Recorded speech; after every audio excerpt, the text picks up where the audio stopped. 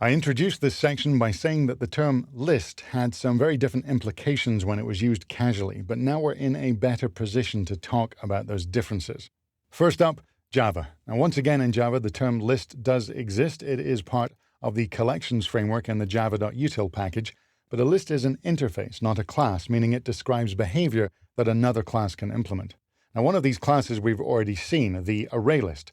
We saw ArrayList used as a resizable array, so there's an interesting name. Is this an array or is it a list? Well, it's kind of a little bit of both in terms of behavior. It is easy to iterate through without using specific indexes, and that's a convenient behavior of a list. But really, this is an array. Internally, ArrayList is stored as an array, so it favors direct access, and you would not expect great performance for insertions and deletions. No, for our discussions here, the most important Java class would be linked list. You can create instances of linked lists.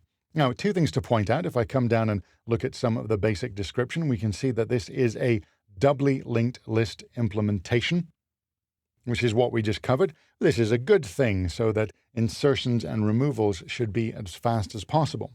Now, here's another thing, however. If I'm looking down a little further, we'll see that we do have the ability to index into this linked list. And what I mean by that is we have methods like get that just takes an indexed integer. So we can use a numeric index, just like with an array, to say we want to get to the 5th or the 20th or the 532nd element in this list. But hold your horses. Before you start thinking of this linked list as just like an array at the same time, it is really not. If I look a little deeper at some of the description information here, we'll see lines like this. Operations that index into the list will traverse the list from the beginning or the end, whichever is closer to the specified index. What that effectively means is you can certainly write a line of code like myLinkedList.get 537, but what that will do is the equivalent of going to the first entry in the list and doing 536 next operations. So you can use an index with the Java linked list, but it's very, very inefficient to do so. But linked list is the implementation of the doubly linked list in Java. In C#, there is a linked list class in system.collections. It's exactly what you might expect. It again is a doubly linked list. In Objective-C, however, there is no built-in linked list. There are some third-party implementations, but there is no direct equivalent in the provided frameworks. Likewise, Ruby does not have a built-in linked list type. It has arrays, and as we'll see, it also has things like hash tables and sets, but there's no linked list equivalent. Now, Python.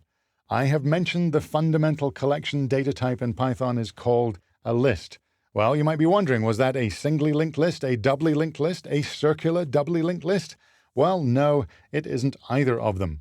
Python lists are not linked lists, they are arrays. And just to prove that, I'm jumping over to the Python documentation here, their design and history FAQ. There's an option here talking about how are lists implemented, and they will even tell you Python lists are really variable length arrays. So they might have the name list, but they're really arrays, which is why I brought them into our array discussion. Python does not have a built-in linked list implementation. Back to the language comparison, and just to finish up, C++, the list container in the standard template library is a doubly linked list implementation. But here's the thing. If your chosen language does not have a specific linked list implementation, it's not the end of the world. In practical day-to-day programming, you need array structures far more often than the classic linked list data structure. And even in the case where you do need to do a lot of insertions and deletions, which arrays certainly aren't very good at, we do have some other data structures coming up that might be even better.